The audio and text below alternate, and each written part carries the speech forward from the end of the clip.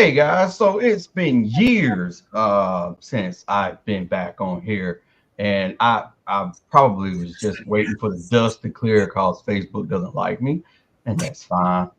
And I just found out like one of my friends are being chased after you as well, Facebook. Ain't that right, Miss Evelyn? But we're not going to talk about that right now.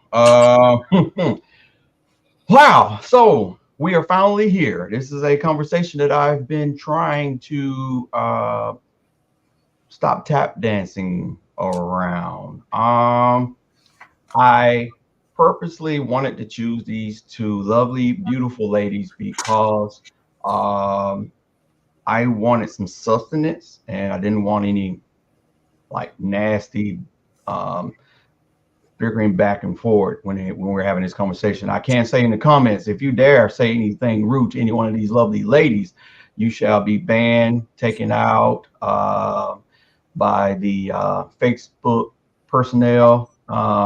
They have Facebook bullets back there waiting for you. So just want to let you know that. So don't do that, okay?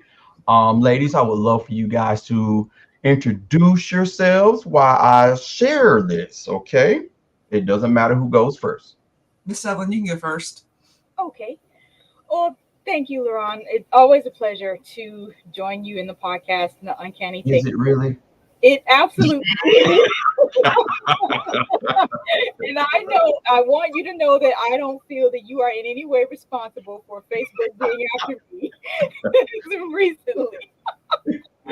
I am author of the book Truth Speak, Some Real Reasons Men and Women Don't Communicate. My specialty is communication, and its aim is to help you discover the connections for more than the company that you find, but the connections that you want. I'll just jump right in then. I do not have a book, and I'm actually not related to this topic at all. Other than that, I had a viral post almost 2 years ago, November 2020. No, what year is it, y'all? 2022. I know COVID's just messing me all up. It's 2024. So was it 2022 you did that video? Yeah, I know it's just that day, but that went viral on TikTok. I think about 3 million people have seen it. Where I was talking about. It was right after the election, and Stacey Abrams, I live in Georgia, had lost, and a lot of people were very upset about that and making comments. And so I went on TikTok and I started something because white women were a large part of the reason she lost, and I said white women were never going to vote for Stacey Abrams because they didn't want to have a black woman above them in a position of power. And then a lady came back and said, "Are white women really that scared of black women?" And then I answered that question, and it all rolled downhill from there. Yeah. Long story short, my answer was yes, but not in the way a lot of people have taken it, because some people just hear me say the word yes, we fear them, and then they don't listen to my explanation, and they just start typing out their little keyboard warrior response. So Yeah. So and I saw that, and I really commend you on that. For me personally, I've I thought that I understood why we needed to be teachers, uh, especially white men, on how to treat us. But then I started these few years after looking and researching and doing my own studying and whatnot that actually at the end of the day it's not our job to do that because they already know. And for folks like you, I commend you on the fact that you're trying to teach your counterparts because you've learned something and you understand a little bit better. And so now that I see that, it's easy for me to definitely respect someone in your position. Thank you. So, I'm sorry. no, you go ahead. There's a little bit out, and I talked about this on TikTok because I've had many videos since then. But I've lived in Georgia my whole life. I was raised in a much smaller town than the one I live in now, and when I grew up with a bunch of little black children. I was in a town that had a very high black population, and I remember in school, it was like 2/3 little black kids, 1/3 little white kids. That's all I knew. Like, that's what I grew up with. And when we moved to the town we live in now, when I was 13, we were going to the school I was going to at the time, and there was like 5 black kids in the whole school, and I was like, where are all black kids? But so I think I was just, and part of this goes back to the whole fear, the whole concept of fear. Like, you fear what you don't know. And I was raised with little black children, and I knew they were no different than me. And my parents never, were overtly racist, and never, said don't play with them or anything like that. And so Right. and so that was part of it. But then I divorced 4 years ago, and that's when I started going to therapy about a lot of things in my life, and I learned how to become very authentic and vulnerable as a person and as a woman. And in the process of that, I learned a lot about myself, and understand now how that plays into a lot of the problems or the issues around racism, I feel like. So that white people lack that authenticity and vulnerableness. Yeah. I feel like there's more people in your situation coming to light a little bit more, and I would probably go back and say, regardless if black people understand this or not, but I have to believe that if not for the people that are thinking like me now, or not some of the people that slavery, we wouldn't be where we're at the moment. You know, all hope for freedom, but it's something, you know, and I don't think we would be where we're at doing what we're doing and being able to even push the envelope if there were not any white people during slavery, understanding that this is wrong. They are people too, and so let me help and let me push and try and see if I can get some form of freedom for these people. So again, I probably would say this for folks like yourself. Thank you, because you're taking responsibility of you, and you're being an example for others. So I commend you on that. If you'll allow, I'd like to second that Yeah, in exact verbiage. There are struggles toward equality that society needs for all minorities to take, and we cannot do that without our allies to help us in that endeavor. So, absolutely, thank you.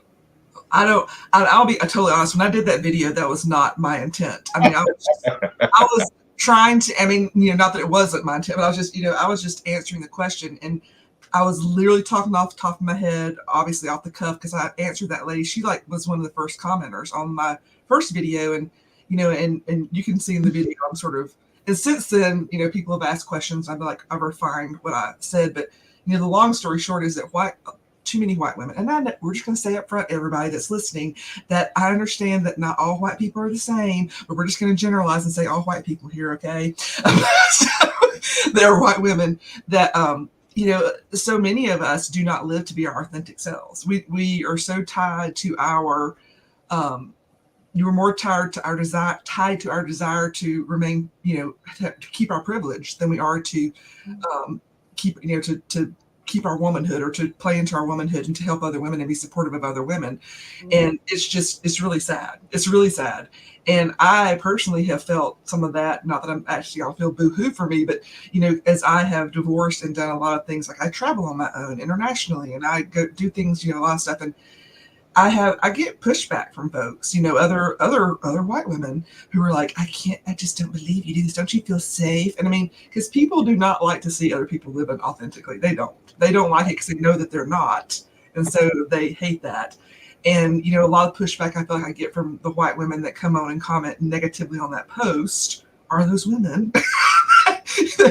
The ones that cry ratchet and racist and I'm bootlicker and all the things the most are the ones that are probably no, not the bootlicker. the bootlicker. I've got the bootlicker several times. The butt kisser. I'm trying not to curse. You see my video where somebody called me a butt kisser, and I went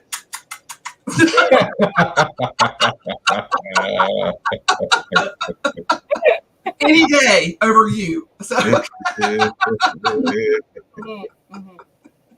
Well, so with that being said, you guys, I sent out the actual that email changed at the last minute. I actually had questions, and as you guys know, I unfortunately had to take a little venture to the hospital.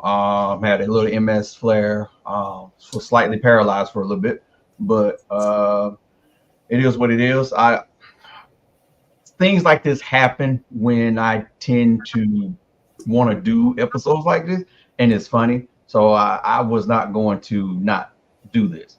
I may while you guys talking, the camera may go off for a little bit because I may cough or something or whatnot. So just want to let you guys know about that. But so this changed at the last minute. Um, and you guys got the information. So first, um, we I asked you guys to see if you can come up with what you view on how your view on an experience with the white male patriarchy in the country when it comes to you, Miss Julie as a white woman and Miss Whitney as a black woman. And it's fine if you haven't witnessed it. For somehow, some way, some people do skim across and not touched it, or better yet, they don't know that it's happened to them. I think that's really what's going on. They don't know it's happening to them. Short story before you guys take your turns. That happened to me, and I am a family full of like a rainbow coalition. We have Brazilian, white, um, Vietnamese wrapped all up in my family, and so I'm confused. I always been confused. I don't know which way to go. You have that societal thought process of if you have an inch of black and you're black. But then you have some white people doing their ancestries and realizing that, hey, I got 2% of Congo in me, so that makes me black. Why not? Why Jennifer can't be black? You know what I'm saying? I don't like that stereotype, but it took me probably 30 years old before I heard the cringing official term of being called a nigger. And I was at work and I was helping an older white couple get their direct TV cable up. All parts of me wanted to cut their service off. Because I had helped them and they were supposed to hang up. But what happens with older people, they don't know how to use phones. And so they did not hang up. And oh my God, they said everything up under the sun about me. And they said that word. And I've never heard it said like that. And you can hear the cringe and oh, they really meant that. And I ain't gonna lie to you. I threw my headset off and I boo-hooed like a little baby, a grown man, because my mom didn't teach me racism. My family is mixed, so I'm going to say this, as a lot of white people say, I don't see color. So I didn't see that, and I that floored me, and I think that's what turned everything around and made me realize that it wasn't my mom's fault, but I'm living a lie. And it's always been there. I just never paid attention to it. So, but yeah, it's about who goes first. Who would I'll like, be on this one. okay. Yes, I'll do it. Well, as the experience of communication lends itself to this topic, is that communication is very structured in the way that it happens person to person, but you cannot have an authentic communicative experience without considering how societal factors impact what you think, how you feel, what you say, and therefore how you communicate.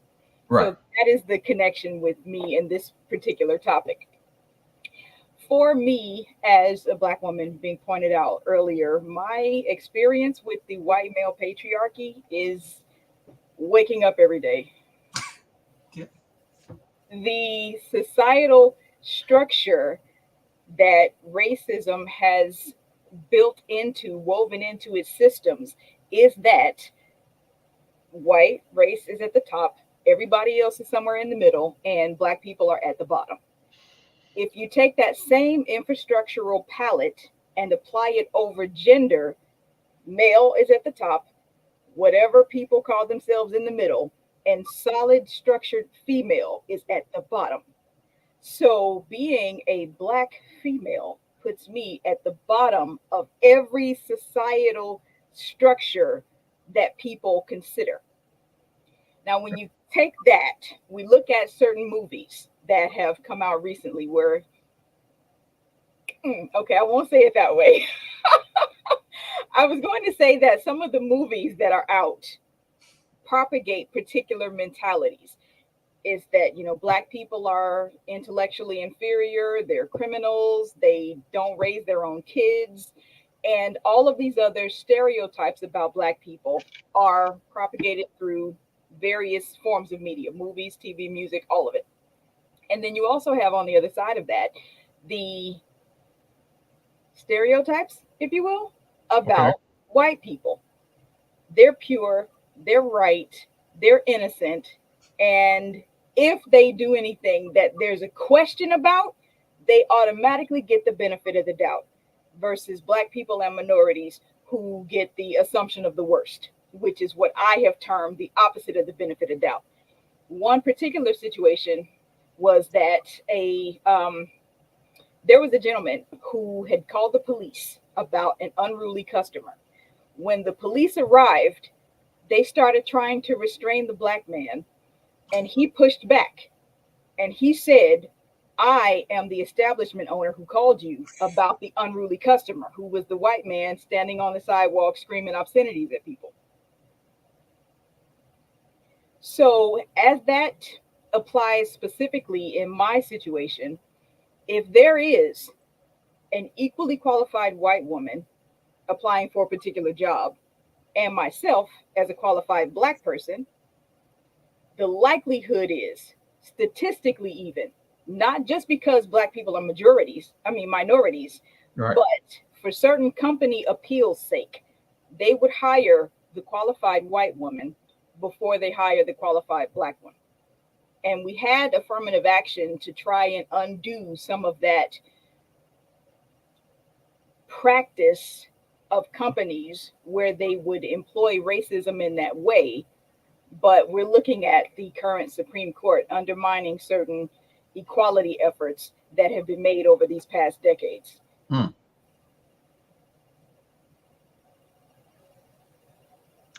Do you want me to go, or are you done? Yes. Okay. So first of all, when I'm laughing and smiling and nodding my head, it's not because I think it's all funny. It's because I am empathizing in my way.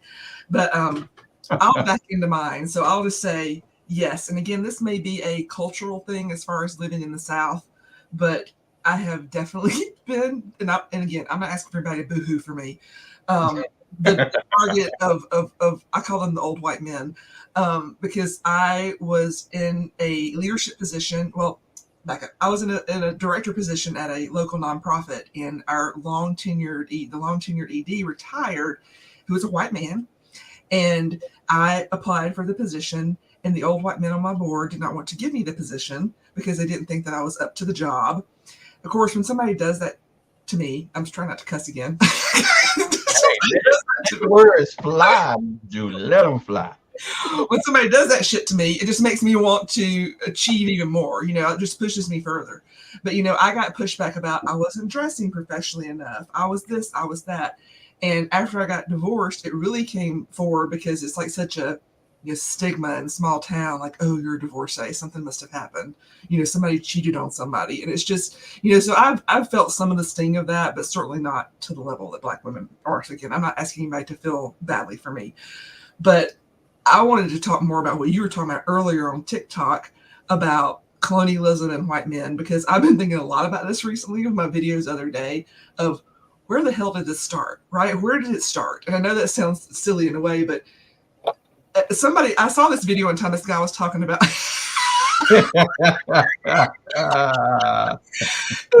But so when I saw it's actually a comedian who made this comment, but I thought it's so true. He said, when people came over to America from Europe, from England and other places, they were not sending their cream of the crop over here. It's not No, like they did not. it's not the king of England and go, let's send all of our best scientists and whoever and whatever. No, they did They were not. sending the prisoners and the horrible folks over here to get rid of them, basically. So these people, as you said, were poor white trash where they lived, and they came over here, and yes, they saw these other people like, oh, how can we make ourselves feel better than them, right? So we have to establish, even though the indigenous people at the time and later when they brought over slaves, black people to be slaves, but they established this hierarchy that has continued for now hundreds of years, and it's crazy to me how much when you start thinking about it, it plays into every aspect of our society, and everything has been plotted and planned, and it's so freaking devious when you think about it. That everything, the legal system, the prison system, the education system, I mean, everything that we do has in this country, at least I'll just talk about this country, plays into what the white patriarchy, the white male patriarchy set up so that they could stay in control and all of us could stay suppressed at whatever level we were at.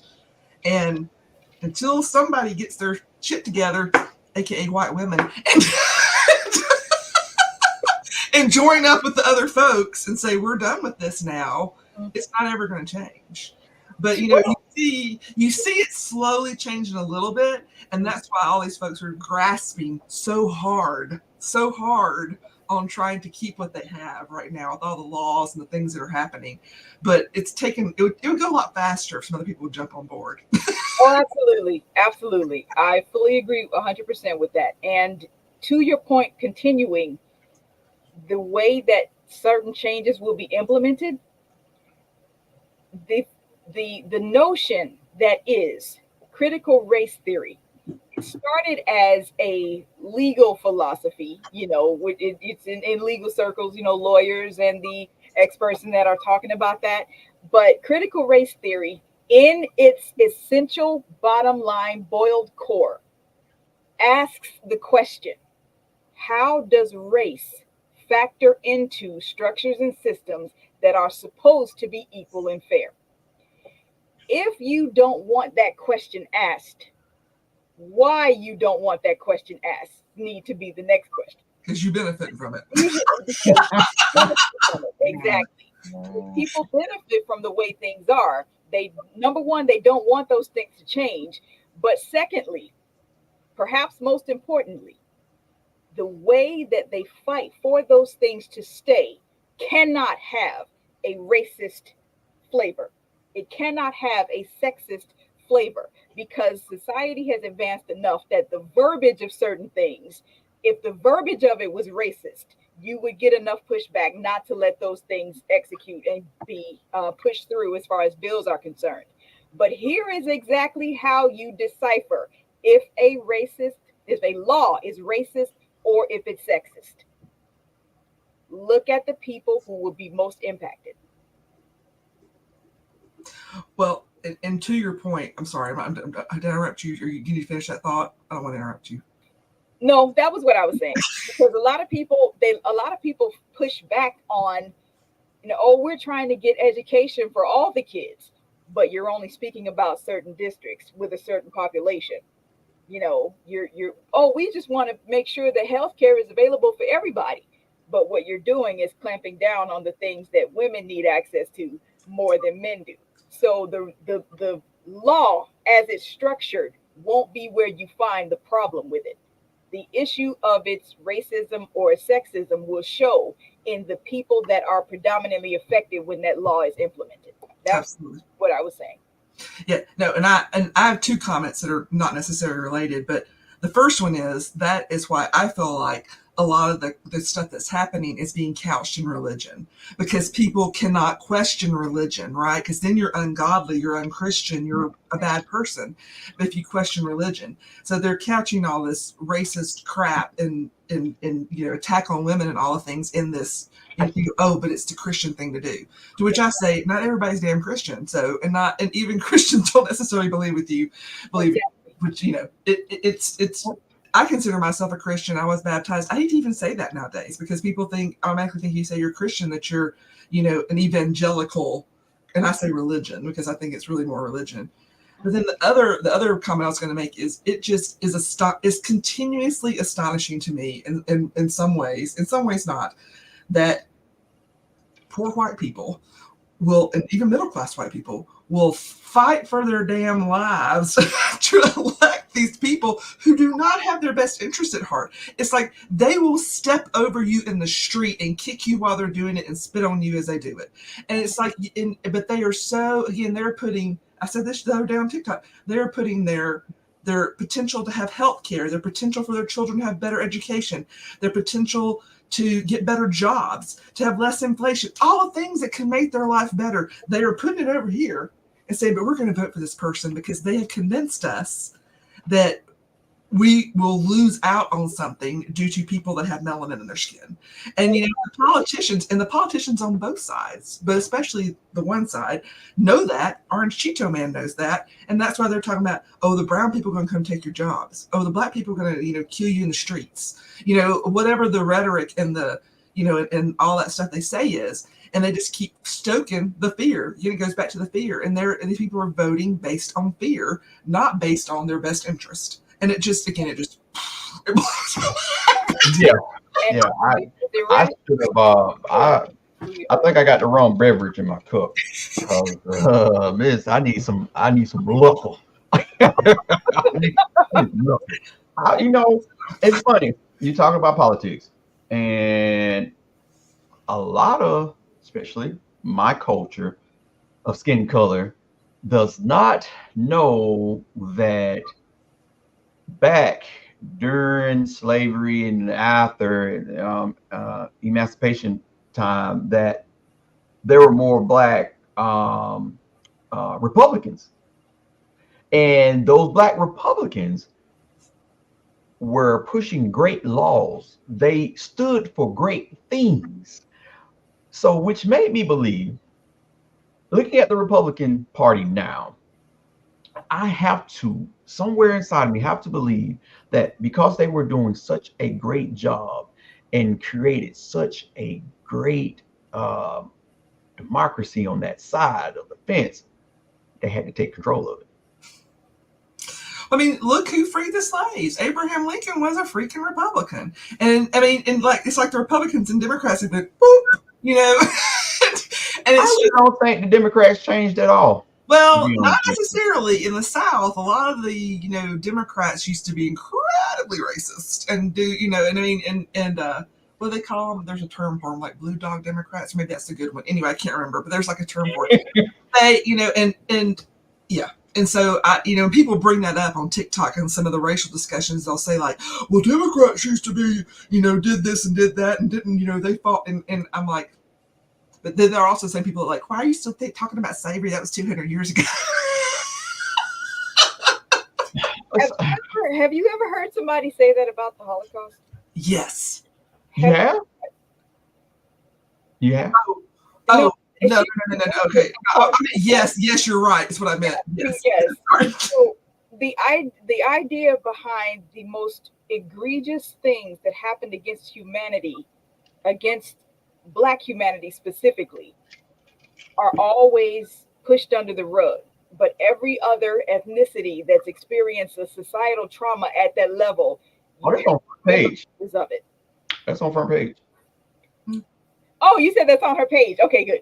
That's on her page. No, I'm saying that's just on front page. Period. Yes. That's everywhere. Wow, what? And yes. I'm gonna go back a little bit what you guys were saying.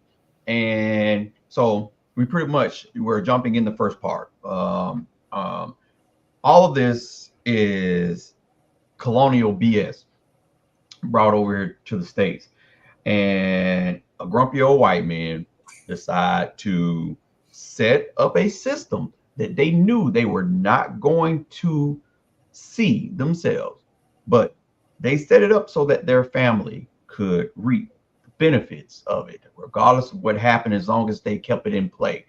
Mm-hmm. And I would say that they're going to always be in play due to, and don't hurt me, black people, but we keep them in play. And why I say that is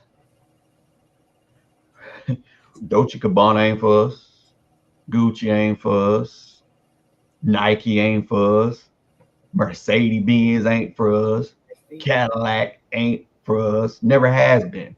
But we have been told for so many years what we can't have, what we can't get, and what we should not be in because we don't deserve it.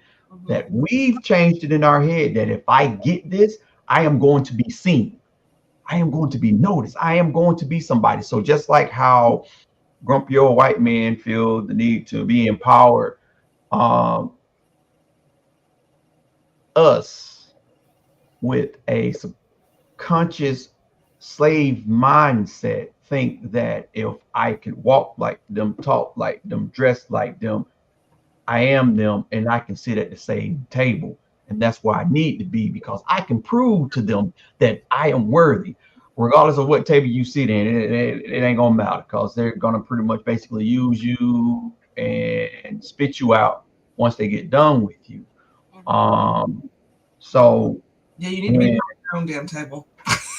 I will tell you one thing. Black women have figured that out. They know that. And that's why black women going out here getting all the education, doing all the things. I mean, part of that is a retaliation. That's not the right word, but like part of it is to say, yes, I can absolutely do all this. And then part of it is they know they're over there building their own table. You have to think what black man doesn't understand that some of the movements that were made were put through by and executed flawlessly. Black women were in the background. And remember before you said, well, hold on, Miss Whitney. And the reason why I say it is you got to think about the movement the movement about the black kids getting all the black kids getting off the bus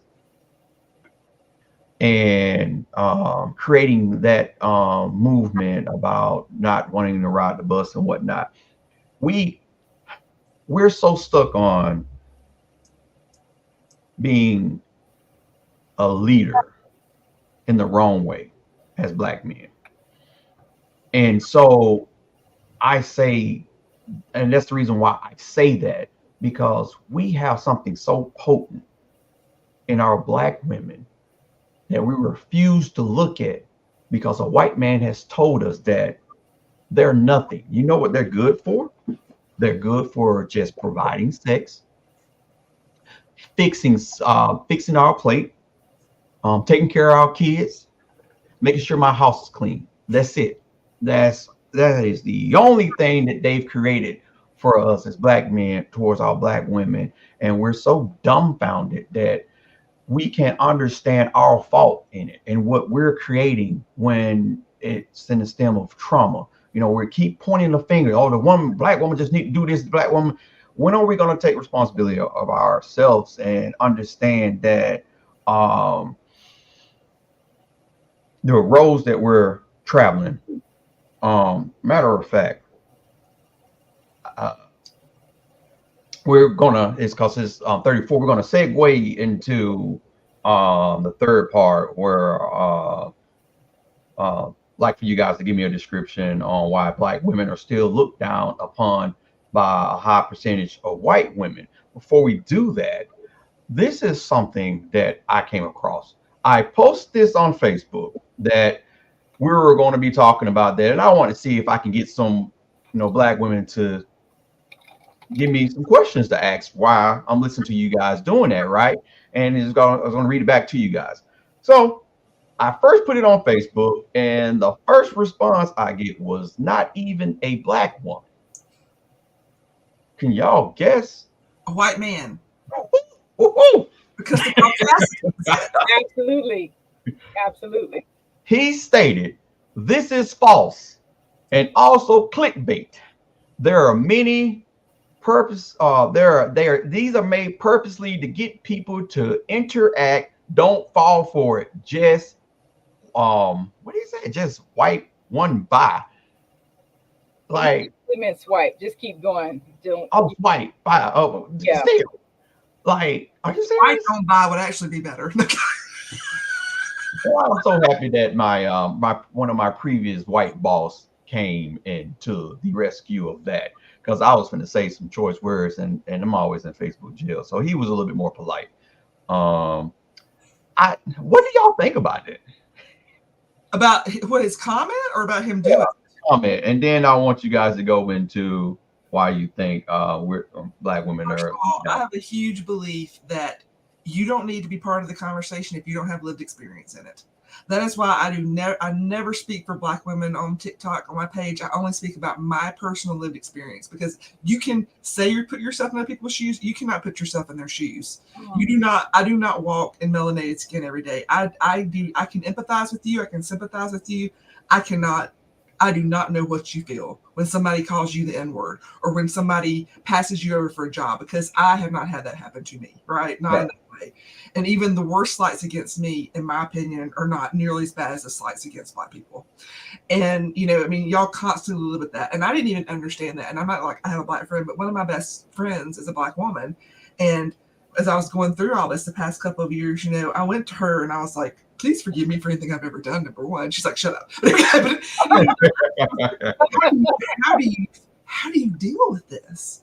And she's like, you literally live with it. Like like microaggression stuff happens all the time, every day. And That's she's what like, we're going to do. it's like, it's just part of your life. And it breaks my heart in so many different ways. It does. But yeah, white men need to keep their damn mouth shut about anything having to do with women. And they certainly need to keep their mouth shut about anything doing with black women.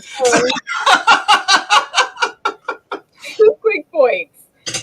Ron, you actually said the thing that I was going to chime in with as you were speaking. The idea that there are men who don't understand the black woman's experience. And you asked the question about why don't they see what she's done, what she's accomplished, what she's capable of. And that's what I was going to say, that they've been educated or conditioned is a better word. They've been conditioned to believe that she's only capable of so much. However, I want to expand that point just a little bit because many white women have also been subject to that attitude. You know, you want a job, your job is in the kitchen, shut up. You know, you want to do something, go make this. That's exactly what I was meaning. That's where that stems from. That's how the black man got that rhetoric from seeing the white man do that to white women. Exactly. And that goes to the point that I was making earlier with the infrastructures, the societal infrastructures. If white is at the top and black is at the bottom, whatever bad things happen in white society are exponentially more potent in black societies and other minority societies. So if they got it bad over there for this, then black people have it extra bad in more places because of those same premises. Right. And that's and then I'm just thinking that it also sets up the dynamic. It sets up in a way white and black women to be against each other in a certain way. Yeah, because that may be because you know. Okay, so we're both the same, but I've got to be better. So I've got to, yeah. So I'm going to hire you to be my housekeeper and raise my kids, and that means I'm better than you. And the as we move into point 3 about some of those adversarial concepts that have been put out there, we can talk about it from characteristic points like you were making, the idea that, I'm supposed to look down on you as inferior as a person, but I still trust you with the life of my children, all the way down to let them suck on your breast so that you get milk. Like, but at the same time, in days of old, you couldn't use the bathroom under the same roof as I have. You have to go across the yard or wherever it is. If we can look at those things, most people don't. Most people in general just say that, white people are this, black people are that, and the twain shall never be one. They're not looking at why the systems are in place to keep that division as potent and thick and emboldened as it is. The thing that they can see is physical. One of the things that does tend to keep certain black women pitted against certain other white women is characteristics, physical traits that are sometimes associated as natural to women, natural to black women, white women need to go pay for. And if they don't want to do that, they're mad at that black woman for having the beautiful lips or the beautiful figure or the voluminous hair or whatever is her issue, whatever is her trait that has been extolled society wide as beautiful. Suddenly, for the black woman to have those things, they're still somehow not good enough. But then, if a white woman wants those characteristics, she has to go pay for it, and that that construct sets up another parameter for white women to be jealous of black women, that these black women already have what she's spending money for, but the black woman is still not allowed to embrace all that she is in this physical realm to be what everyone says is beautiful. It's not good enough if she has it. Because she's black, it's not good anymore. But if a white woman gets it, automatically she's beautiful, automatically she's the best, she's the prettiest, when all she's doing is emulating certain black features. But who set the standards of beauty? Oh, that's what I was finna say. Men. The White old men. men. The old men. And double entendre. and so that goes into another part of it that we can attach specifically back to slavery context. If a white woman saw that her white husband had a child with a black woman, she's looking at that black woman as if to ask, what does he see in you that he does not see in me? And that But makes the issue more personal than it ever had to be for either of them. but guess what though? They did eventually start telling them because they start paying for boob jobs, they start That's paying for booties. But at the same time saying to them that I despise black women and you are the cream of the crop, my lovely lady. Oh my God, but I'll be back in 2 hours. I need to go outside to do something. check. And mama looking out the window, watching old creepy daddy going run over there to the little slave houses and know darn well what he out there doing. But yeah, it's I again, I think that's what grosses me out about my black men when I see them walk around and hitting their chests and saying to what black women should be doing and a traditional woman. We have the slightest idea what the heck a traditional woman mean, nor do we know what our culture as a woman is. I can't speak for Africa. I know Africa does have like this thing, but we're not from there, but we have the remnants in our spirit, in our blood, and that's the reason why we feel certain ways and whatnot. But there one thing that this person a post that came across and said that I need a woman with what he said, dreams and admiration, or she gone.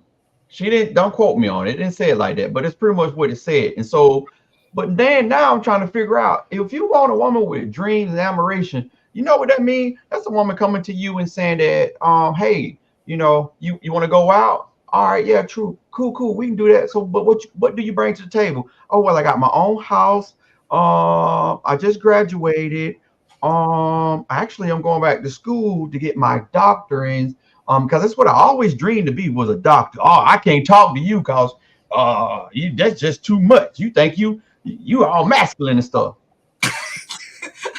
Oh, okay. No, we both got to talk here. I can tell we're I both. know. You put me in a catapult and just put me back, and then they're like, "No, let go." Julie, if you want to address this one first, you can. Well, lots of little points here. Number one, again, who has set up the whole structure for black men to hate black women and white women to be opposed Yeah, you better stop showing books, woman. white men to keep us all separate, because the white men know on some level, consciously or even unconsciously, that if we all get together, they're screwed. And that's actually a biblical principle. When you were talking about religion earlier being one of the things that people hide their other motivations under. Mhm. Realistically, though, in biblical histories, there were kings of nations who took in as captives other nations and then would kill all the little boys so that that nation would not outgrow them and then take over power and reign over them the same way that they do them. But when they do it, it's okay. They just don't want it done to them for some reason. But So here's the other point, and this is not my original thought. I saw a woman talk about this on TikTok, and it was like, and it was a white woman, but she was talking about who's raising the white men.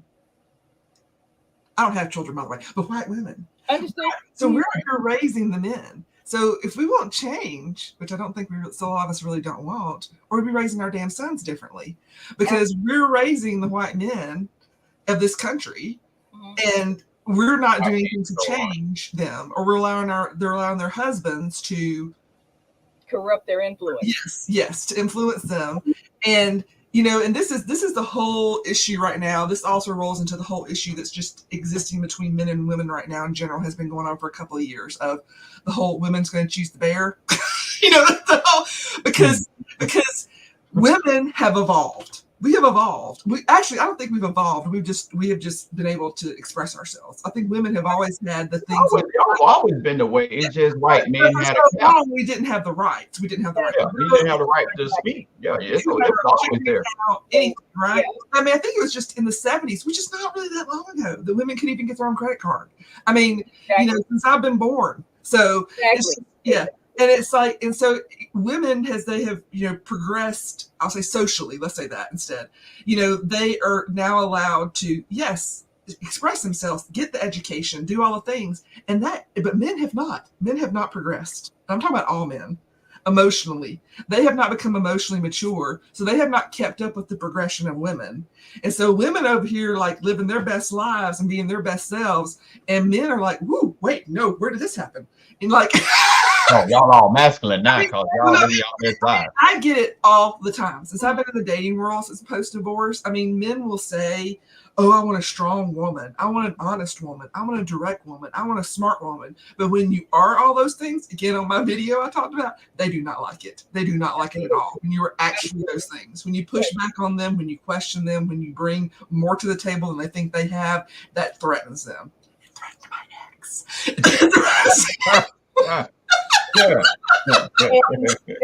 That is a perfect example of a situation that happens in white communities and black ones also. But the impact that has on black communities is that because of the high proportion of black men that are already incarcerated wrongly in many cases, black women have fewer dating options than white women do. So when a white woman meets a man who is saying all the right things but not responding in line with those things, she can easily say, okay, who else do I want to date? But that isn't as simple for black women. Not when you're 55. Okay, sorry. But to that point of the accusation of masculinity, that's what I like to call this. Most people assert leadership with a man. They assert strong opinions with a man. So if you have those characteristics, automatically you're being masculine. But there's nothing inherently masculine or male-based about being able to lead, having a vision, providing for yourself. Those are basic adult competencies. But once you say that this is what the man is supposed to do, when a woman does those things, she's accused of being masculine, when what she's done has no inherent masculinity in it. It's just the assignment thereto. And because many men take it that way, they also equally believe that femininity only has one manifestation. It has to be docile subservience. That's it. If you don't know how to follow instructions and keep your mouth closed and your legs open, then you're not a woman. Well, and that was part of my viral video. I talked about how I talked specifically about white women because I think it is more directed at us in some ways, that you were raised to be quiet and to not question the patriarchy, to not question your husband, to all the things. And so when you do that, you are ostracized. You're I mean, I know they're like, oh, you're too much. You're too much. Black women have always lived to a certain degree with that moniker, unfortunately, because y'all are more direct and living authentically. But white women are like, "Ooh, I don't want to be too much. I don't want to be too much." As far as I could discern, that was the motivation behind why Julia Roberts' movie Eat, Love, Pray was such a big success. Yes. Because this married woman had everything that she was supposed to have to make her life as a white woman perfect, and she walked away from it because it wasn't fulfilling to her. Yep. You know why I divorced? I'm going to be completely transparent and honest here. I divorced because I got to be 50 damn years old, and I said, I have lived my whole life for everyone but me. I used to joke with people and say, this is Julie on 5. Y'all couldn't stand Julie on 10. But it wasn't a joke. And I realized that I had put on this mask my whole life and been something that everybody else been the perfect daughter, the try to be the perfect wife, all the perfect employee, whatever. And I had not lived my life for me. I had not lived authentically. And it is hard to do that. It is not easy to give up everything and in your life to basically, I reinvented my life. And again, not asking for claps, but I started over from scratch in many ways. And I lost a lot of friends and people because, again, I was starting to live myself authentically, and they did not like that because it threatens people. It makes them very scared. It's the fear of like, ooh, because there are so they see something, not to interrupt, they see something that they want. And yes. They're not honest to themselves that one, that they can go get it. Yes. And two, that they can have it. Yes. They're so afraid of like losing their proximity to privilege, that they will be thought of as too much, whatever. It's white women. If white women could just embrace that, it would change so much. But they are so scared. They're so scared of stepping into their authentic selves. And that is exactly what Eat, Pray, Love did so great, because these people saw that, they're like, I wish that could be me, but they will not release themselves to actually do that. Yeah, I know, and it's sad. It is so sad. One of the pillars in the fear that you're talking about is societal conditioning. Yeah. We look at these movies, and many of them say that, woman, what you need to do to have your best value maximized is to get married, have kids, and whatever you were doing, however successful you were before you met this man that you married, forget about all that. Whatever. Doesn't matter if you were going to medical school, the man you want married a housewife, he works at a garage, all of your potential doesn't matter. You fit into this mold that he has prescribed for you. And not only he, but society at large, because they are the ones who enable these men to have these types of attitudes. Instead, enabling is that societal conditioning that if you don't do what the masses want you to do, then you are wrong. That is the reason that I've just discovered that my Facebook account has been. That's what happened with me on TikTok. I'm on TikTok jail because of that. It's like part of the difficulty that you spoke to about living your authentic life, having the capability of an independent thought. Why that's so scary to people? Because of these structures. The idea that this is how you have to be, or else you are wrong. That again, have been put in place by who? Repeat after me. Exactly. And okay, so the fear of being ostracized and marginalized keeps people in line more than any practicality in what they may be doing in those types of behaviors. So if you all don't see any of this on my Facebook page, it's because my account has been suspended. So, ladies, Bring it. rounding out the end of here. So we want to talk about. We need to have a part 2. Oh, we can definitely. I do want to just briefly talk about why Black women are still looked down upon by a high percentage of white women. Miss Julie, your thoughts I mean, first. it goes back again to my viral video of I think that we see Black women being their authentic self because they have nothing to lose. They're the lowest people on the totem pole, so they have nothing to lose. So they're out here being their authentic selves and living authentically, and we see that. We're threatened by that. We fear that. That makes us realize what we are lack and what we could be. We're looking at them as we look at Eat, Pray, Love. And so we can't, we're not willing to step out of that fear and embrace our authentic self. So therefore, we must cast aspersions on those who are doing it because we have to act like what they're doing is wrong or bad. So, Right. because if we otherwise, then we're saying that we are not, doing something that we should be doing, that we know inherently in our heart we should be doing, but we're not doing. Mhm. I fully agree with that. And I would add to that, if that is the fear of reflection, then I would add the fear of competition. White women look at black women as the epitome of what white men think is beautiful. So Yeah. if the white woman can see the black woman and denigrate her, then perhaps she doesn't appear as attractive or as desirable to the white men that she's trying to marry. Well, I mean, and I think, and again, the society, from my side of it, I think that white women are set up, again, by old white men to be competitive. I think white women are much more competitive in nature with each other and then Yes, with black women or other women in general. Because I will tell you, I have been treated worse by plenty of white women than I ever have by a black woman. I The believe black women on TikTok, the way they have embraced me and loved me and supported me and been kind to me, I've cried in videos talking about it. I mean, it has been overwhelming to me, but I have been fucked over, excuse my French, time and time again by white women because it is just this, it is this backstabbing thing. Like, I have to be the best. I have to be the best. exactly, exactly. Yeah, Whitney, you said something that like just proved me just a few minutes ago, right? You just said that um hey, what did you just say? it was the she was speaking on the fear of reflection, and I was speaking on the fear of competition.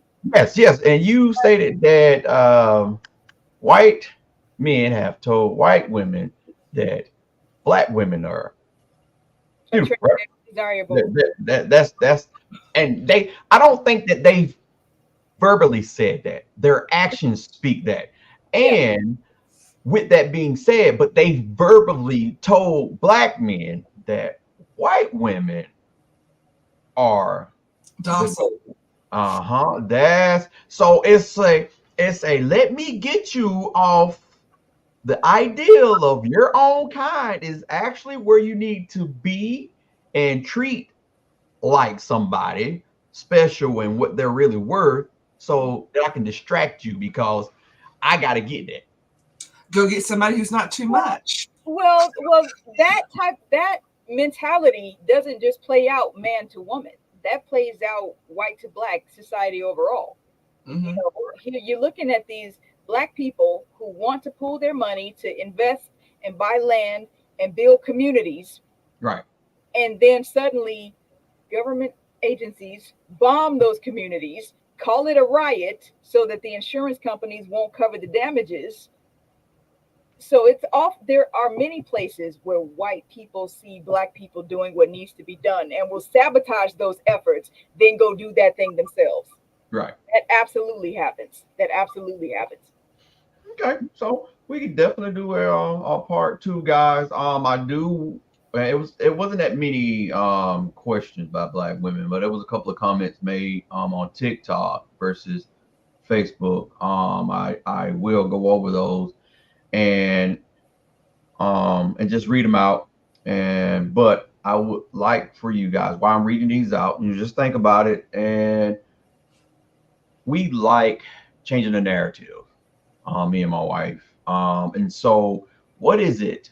that you think we can do as Mhm. a collective when it comes to women that we can change this for start changing this for the better because it's going to take time regardless.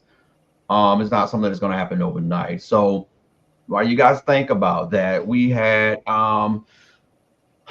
one sister says an unpopular answer. I honestly don't care if they do. Building solidarity with my black sisters. No other woman's opinion of me matters. Someone said it's the same reason why black men look down on black women. They too are oppressed in a way, so they look for a way, a group to feel superior to make themselves feel better. As a woman, I don't understand the animosity some white women have. We're all women. If some are not equal, then none of us are. Intimidated, period. So, what do you think, you guys? Ms. Whitney, what do you think we could do to start pushing this in a direction? Because Ms. Julie stated one thing that my biased belief that if every woman really did get on the same page, I feel like this world is such a better place. To that point exactly. I actually published this book in 2016 and I dealt with that issue. And there has been a lot of negative talk about the 4B movement. And that's the situation in Korea, where basically all of the women are saying, we're looking at these men who are doing subpar things and we want no part in it. And they've been criticized and ridiculed for that. Absolutely. I don't recall at this second what the 4Bs were. But the point of it is, one of the things that women have to do is not be as responsive to criticism as we have sometimes been conditioned to be. That is what keeps us in line. That is what keeps us from doing the things that we want to do. We're so busy living lives that other people prescribe for us that we lose track and lose sight completely of who we are as individuals. So once we put that focus back aright, the way that it's supposed to be, then you're having these people who want their own experiences and can bring what they have in those experiences to enrich the life of someone else. The issue won't be what women will and won't do. The bigger issue is how the people who oppose her now have the influence. They now have the money. They now have the resources to keep her in line and pigeonhole her into their ideal for her and not let her live in her ideal for her. We can't hear you. Your sound lost. Oh, I'm sorry. And Okay. Miss, yeah, I was saying okay. My bad. I'm just gonna say I don't know. I mean, I've been thinking about this a lot over the past couple of days because I did that video on fear and how much it plays into a lot of this, and I don't know how you. And I'm speaking in generalities, how you overcome that, how you talk people out of being fearful, because that is an inside job. Like maybe we need group therapy for all white women, but just but that is an inside job that somebody has to. I think the only thing I won't say the only thing. I think one of the things it can do, which I do try to do, is that white women who get it and like are making the change, that they need to encourage their white peer friends, whoever, to to live their authentic self and to, when they do things, is not to, oh, why are you doing that, you're gonna create, and I do that. So like I have women message me, like I said, I travel internationally by myself. I've been on several trips since I divorced, and women will message me, and they're my favorite. They won't say it. They won't say it on my page, but they'll message me say, "You're so brave. I wish I could be like you.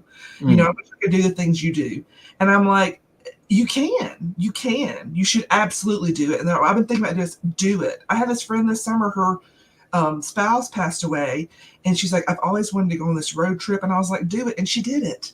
And it's just, I think, to like going back to your point of, to encourage each other, but specifically that white women need to be encouraging other white women, because I think that that these women have to come into their authentic self, that they have to, I'm sorry, I keep repeating that term, it's the only thing I can think of, that they have to realize their value outside of their privilege. Right. And, that they do have value outside of their white privilege, because that is what they're doing. They're suppressing their value, their authenticity, to keep their proximity to their whiteness. And once they can figure out that that is not the thing that makes them a person, that makes them an individual, that makes them worthy, then everything will change. Everything will change. How that happens, I don't know. I'm also hoping that the younger generation is going to be, because if we give both generations along, that it'll get better. Because I think a lot of the younger women are like out there going like, I'm not going to get married. I'm going to totally live with my cats the rest of my life. Threaten me with a good time.